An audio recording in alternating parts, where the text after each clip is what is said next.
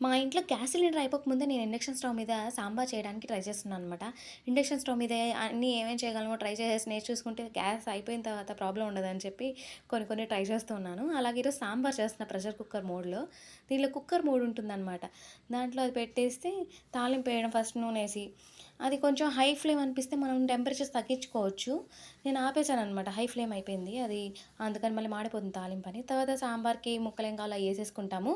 దాంట్లోనే మనం పసుపు, ఉప్పు, చింతపండు నీళ్ళు అన్నీ వేసేస్తాం గదా! అలా వేసి కలిపేయడమే. కొంచెం ఎక్కువగా ఫ్లేమ్ వచ్చేస్తుందనిపించి నేను మళ్ళీ టెంపరేచర్ తగ్గిస్తూ ఉన్నాననమాట దాంట్లో చూసి. తగ్గించేసి ఆహ్, కలబెట్టుకుంటా కొంచెం సేపు అవి అన్ వేసే లోపల ఇవన్నీ. దాంట్లో కొత్తిమీర కాడలు, కరివేపాకు ఫస్ట్ ఎయడం మర్చిపోయాను. తర్వాత పప్పు కూడా దాంట్లోనే ప్రెషర్ కుక్కర్‌లో పెట్టేస్తాను నేను. ఇప్పుడు మీకు చూపిస్తున్నా చూడండి. అక్కడ ప్రెషర్ వాల్వ్ రైజ్ అవుతా ఉంది హీట్‌కి. ఆ!